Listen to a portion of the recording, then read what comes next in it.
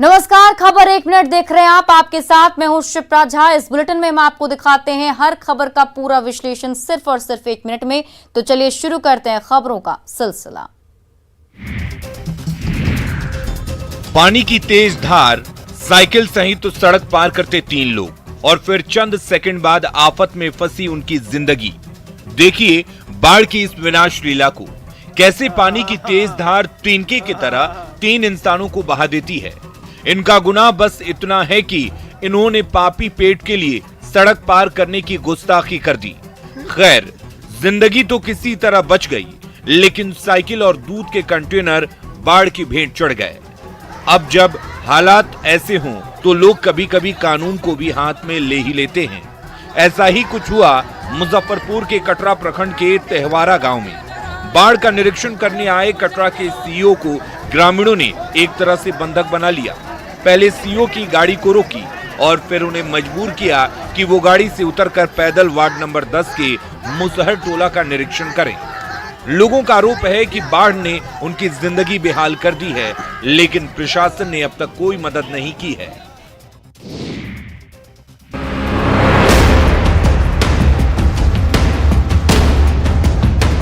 दरअसल उत्तर बिहार में लगातार हो रही बारिश से सभी प्रमुख नदियां उफान पर हैं। मुजफ्फरपुर में बागमती और गंडक नदी लगातार खतरे के निशान के ऊपर बह रही है, जिसकी वजह से जिले के कई प्रखंडों में बाढ़ ने फिर से तबाही मचाना शुरू कर दिया है, जिसमें कटरा के भी कई पंचायत शामिल हैं। लोगों के घरों में पानी है, रहने का ठिकाना नहीं है और खाने का सामान बाढ़ की भेंट चढ़ चुका है। कुछ लोग अब भी पानी के बीच ही जिंदगी की नाव खेने को मजबूर हैं, तो बहुतों ने ऊंचे स्थान पर शरण ले रखी है। बाढ़ को रोकना इंसान के बस की बात नहीं है, लेकिन लोगों तक राहत पहुंचाना जिला प्रशासन के हाथ में है। और जब प्रशासन अपनी जिम्मेदारी बखूबी नहीं निभाता तो लोगों का गुस्सा उजागर हो ही जाता है, जैसा कि कटरा के तेहवारा गांव में देखने को मिला।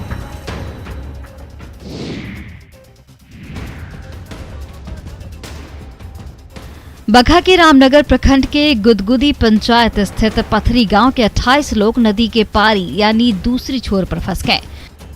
यह दूसरा भाग जंगल से लगा हुआ है। मसान नदी की तेज धार के बीच लोगों को पार कर घर आना मुश्किल था। हालांकि सूचना के बाद पहुंची प्रशासन की टीम ने एनडीआरएफ की टीम को सूचना दी। रविवार दोपहर पथरी गांव के लगभग 28 लोग मवेशी चराने नदी के पार गए थे। शाम में लौटते वक्त नदी के जलस्तर में अचानक करीब 6 फीट की बढ़ोतरी हो गई।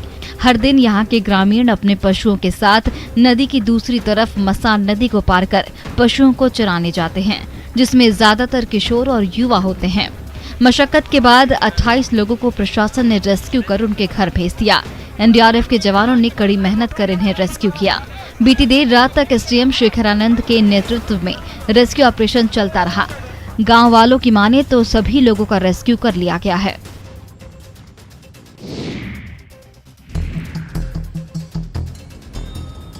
जून से ही उत्तर बिहार के कई जिले बाढ़ की चपेट में हैं। बगहा में भी गंडक नदी के जलस्तर में वृद्धि के बाद तमाम इलाके जलमग्न हो गए हैं। वाल्मीकि नगर गंडक बराज से फिलहाल 3,50,000 क्यूसेक पानी का डिस्चार्ज नदी में हो रहा है। हालांकि जिला प्रशासन ने गंडक नदी में देर रात 5 लाख क्यूसेक से अधिक पानी आने की आशंका जताई थी, लेकिन उससे थोड़ी राहत जरूर मिली है। जिला प्रशासन के कड़े निर्देश और गंडक नदी के जलस्तर में उफान के बाद नदी में नावों का परिचालन पूर्णतः रोक दिया गया है। दियारा के दर्जनों गांव बढ़ते जलस्तर से प्रभावित हुए हैं। कैसे देखते हैं नाव का परिचालन? नाव पानी बहुत खराब है, नाव सब ऊंचा रख दिया है। पानी बहुत ज्यादा बढ़ गया है, बहुत ज्यादा पानी हो गया, बहुत ज्यादा पानी हो गया है। ये स्थिति हर साल बनती है, लेकिन इस बार बाढ़ से परेशानी कुछ ज्यादा ही हुई है। लोग पूरी तरह से प्रशासनिक मदद के भरोसे हैं।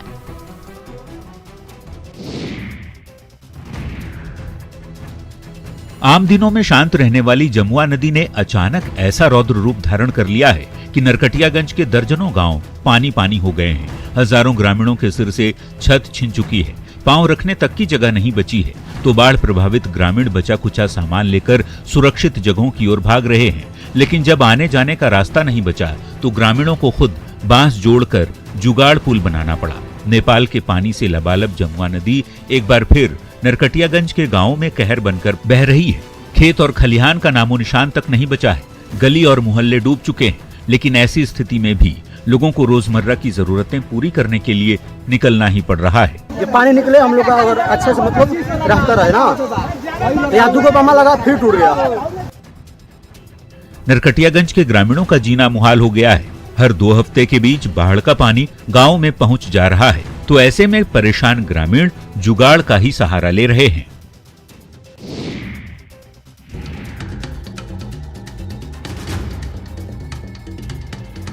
एक माह पूर्व आई बाढ़ से अभी लोग उबरे नहीं थे कि एक बार फिर गंगा का जलस्तर बढ़ने लगा है। इससे गंगा किनारे रहने वाले ग्रामीण दहशत में हैं। संकट बढ़ने से सरकार और प्रशासन भी तैयारी में है। पश्चिमी क्षेत्रों में अधिक बारिश होने से कई बांधों में पानी भर गया है। इससे वहां बांध से पानी छोड़े जा रहे हैं। इसके चलते गंगा के जलस्तर में बढ़ोतरी हो रही है। हालांकि माना जा रहा है कि जैसे ही बारिश बंद होगी, जलस्तर में भी कमी आने की संभावना है। फिलहाल तो गंगा नदी के जलस्तर में एक बार फिर से वृद्धि देखने को मिल रही है।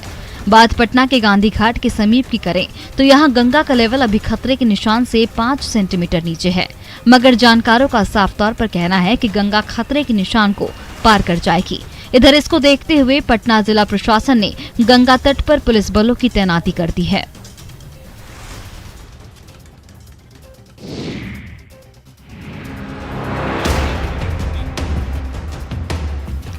बाढ़ के मोकामा टाल क्षेत्र घोसवरी में भी बाढ़ का असर देखा जा रहा है।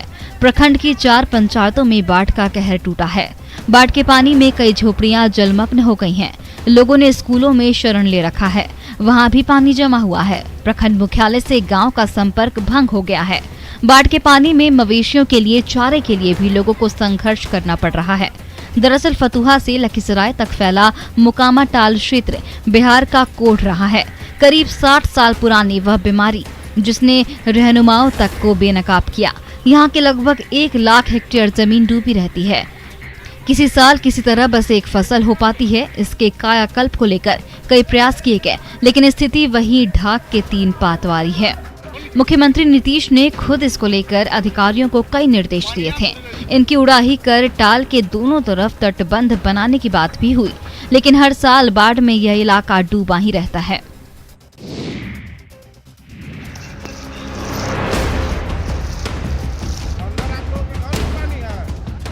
उत्तर बिहार में पिछले कई दिनों से हो रही भारी बारिश के कारण बाढ़ की स्थिति विकराल रूप लेती जा रही है। खासतौर पर मुजफ्फरपुर जिले में कई पंचायतों का संपर्क बाहरी दुनिया से कट गया है। ऐसा ही एक पंचायत है जोगनी बेरुआ पंचायत। यहाँ की हालत दिनों दिन बिगड़ती जा रही है। यह गांव अब महज एक टापू बनकर रह गया है। गंडक की सहायक कदाने ने नदी में भीषण तबाही मचाई है। लगभग 2000 की आबादी बेघर हो चुकी है। धान की फसल बर्बाद होने के बाद अब पालतू पशुओं पर भी मौत का संकट गहराने लगा है। इन पीड़ित परिवारों तक तुरंत आर्थिक सहायता पहुंचाने की जरूरत है। सरकार को से हम मांग करते हैं कि 10-10 हजार रुपया हर परिवार को मिलना चाहिए। बहुत क्षति हुआ है यहाँ पे सर बाढ़ के वजह से। परेशानी के समय भी यहाँ के विधायक का कोई अता पता नहीं है। लोगों में इसको लेकर भी गुस्सा है।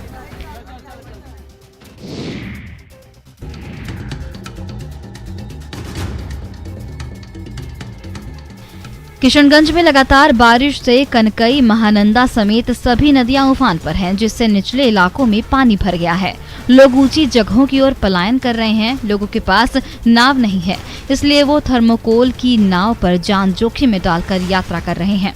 लगातार बारिश से जनजीवन अस्त व्यस्त हो गया है। एक सप्ताह से रुक रुक कर हो रही बारिश ने शहर की स्थिति नारकीय बना दी है। शहर के मुख्य सड़कों, गली मोहल्लों सहित बाजारों में जलजमाव ने परेशानी बढ़ा दी है। आकाश कई दिनों से काले बादलों से घिरा हुआ है। थोड़े से अंतराल के बाद मूसलाधार बारिश शुरू हो जाती है। बारिश ने जहां बाजारों की स्थिति नारकीय बना दी, वहीं मुख्य सड़कों सहित गली मोहल्लों की सड़कें भी डूब गईं। शहर के डे मार्केट ओवरब्रिज के पास फिर जलजमाव हो गया। वहीं NH 27 बाईपास सड़क पर भी 2 से 2.5 फीट पानी जमा रहने से लोगों को आवाजाही में परेशानी झेलनी पड़ी। नेपाल के जल अधिग्रहण क्षेत्रों में फिलहाल बारिश थमने के बाद मधुबनी में कमला नदी के उफान में कुछ कमी आई है, लेकिन झंझारपुर अनुमंडल मुख्यालय स्थित पिपरा घाट में अभी भी दहशत देखी जा रही है। दरअसल झंझारपुर के पिपरा घाट में करीब 2 हफ्ता पहले कमला नदी की दिशा बदलने के चलते पूर्वी तटबंध को कुछ नुकसान पहुंचा था, जिससे यहाँ के लोगों को किसी अनहोनी का डर सता रहा है। दिन भर यहाँ के लोग सैकड़ों की संख्या में बांध पर पहुंचकर नदी की धारा पर नजरें टिकाए रहते हैं। हालांकि जल संसाधन विभाग के नेतृत्व में फ्लड फाइटर्स की टीम यहाँ युद्ध स्तर पर मोर्चा संभाले हुई है। कि अभी आप देख रहे हैं नदी जो है वहाँ से 90 डिग्री पे हमारे बांध पे टकराती है। नदी जो है थोड़ा रुख चेंज किया, अब नदी थोड़ा एस कर बना लिया। एस कर बनाने से क्या हो रहा है, हमारा स्लो तस्कन ज़्यादा हो रहा है। मानसून के आखिर में हो रही बारिश ने लोगों की परेशानियां बढ़ा दी। हालांकि अब सितंबर का महीना आने को है, ऐसे में मुश्किलें कम जरूर होंगी।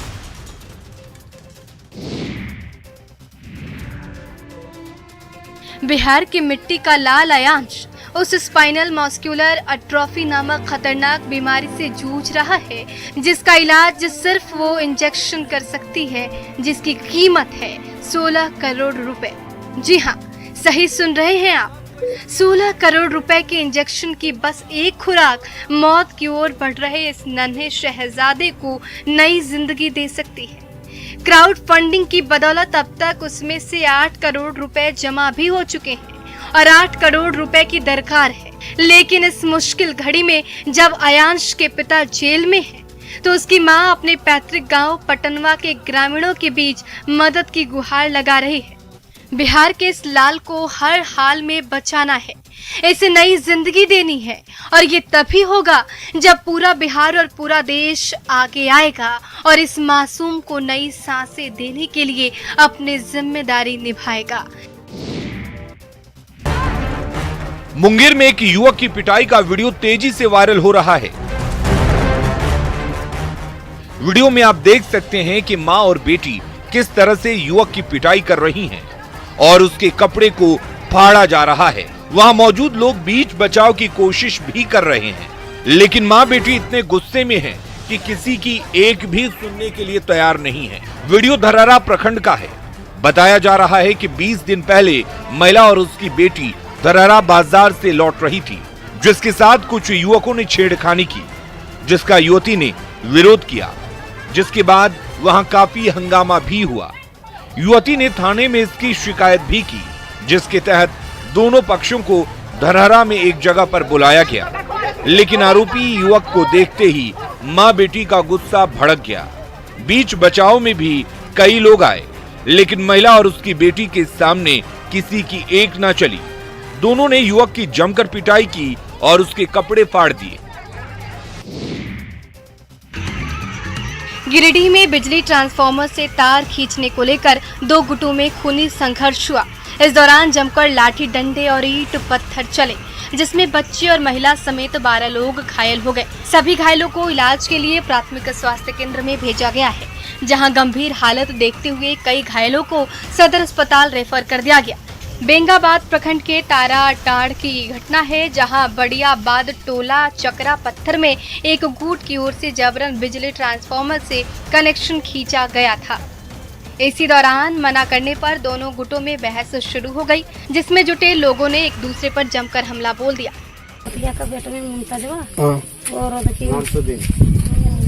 लखन के बेटा है वो, फिर मारा 3-4 हालत मारा। हम लोग का पेट में भी बहुत जोर दर्द है और फिर कमर में बहुत दर्द है, फिर यहाँ फिर में मार दिया। आपको बता दें कि पहले भी ट्रांसफार्मर से बिजली कनेक्शन को लेकर दोनों गुटों में विवाद चल रहा था, जिसने आज हिंसक रूप ले लिया। सब कुछ सीखा हमने, ना सीखी होशियारी, सच है दुनिया वालों के हम हैं अनाड़ी। उस लड़के का नाम शंकर दास केसरीलाल था। जन्म तो उसका रावलपिंडी में हुआ था, लेकिन उसके पिता और दादा बिहार के आरा के थे। जो लोग बिहार और यूपी के हैं, उन्हें पता है कि दास सरनेम होने का स्थानीय समाज में क्या मतलब होता है। पिता की बीमारी और गरीबी के चलते शंकर दास का पूरा परिवार रावलपिंडी से मथुरा आ गया था, जहां उसके चाचा रेलवे में नौकरी करते थे। एक दिन शंकर दास को हॉकी खेलते देख कुछ छात्रों ने कहा, अब ये लोग भी खेलेंगे। बालक शंकर दास को इतनी तकलीफ हुई कि उसने तुरंत वहीं अपनी हॉकी स्टिक तोड़ दी और वहां से निकल गया। वही शंकर दास आगे चलकर मुंबई में लिखता है, किसी का दर्द मिल सके तो ले उधार, किसी के वास्ते हो तेरे दिल में प्यार, जीना इसी का नाम है। तारीख 17 जनवरी 1953, दिन शनिवार। उस दिन उस शख्स की उम्र हो रही थी 29 साल 4 महीना और 20 दिन, जो पाकिस्तान के रावलपिंडी में पैदाइश और मथुरा में हुई परवरिश के बाद जवान होने पर रोटी की तलाश में मायानगरी मुंबई की खाक छानने पहुंचा था। आगे चलकर उसने ऐसे कई गीत लिखे जो हमेशा हमेशा के लिए अमर हो गए। मगर उस दिन उसने डायरी के इस पन्ने में जो लिखा, उसकी सच्चाई से आज तक आंखें मूंद कर बैठा है अभागा बिहार। ये सच खुद शैलेंद्र ने ही 68 साल पहले अपनी डायरी में दर्ज किया था। दिल में प्यार का तूफान ना समझे कोई नादान, दिल में प्यार का तूफान ना समझे कोई नादान। बचपन से हम सुनते आ रहे थे कि बाबा अक्सर कहा करते थे कि हम अपनी दोनों बेटियों का ब्याह हम बिहार में करेंगे, लेकिन हम अक्सर सोचते ही थे कि बाबा के जहन में क्या बात थी, क्यों ये बार बार कहते थे। शायद वो बिहार से फिर से एक कनेक्शन जोड़ना चाहते थे, बिहार से ताल्लुक रखना चाहते थे। बचपन में ही बिहार में बेटी की ब्याह वाली पिता शैलेंद्र की बातें जब बेटी अमला मजमूदार को बहुत ज्यादा बेचैन करने लगी, तो उन्होंने उस गांव में जाने का फैसला किया, जिसका पता उनके पिता ने डायरी में लिखा था। साल 2019 के फरवरी में अमला पटना लिटरेरी फेस्टिवल में हिस्सा लेने आई थी। उसी दौरान वो कुछ खास लोगों के साथ आरा के अख्तियारपुर गांव भी गई थी, जिसमें लेखक यादवेंद्र भी शामिल थे। और फिलहाल इस बुलेटिन में अभी के लिए बस इतना ही, लेकिन न्यूज़ 18 बिहार झारखंड पर खबरों का सिलसिला लगातार जारी है।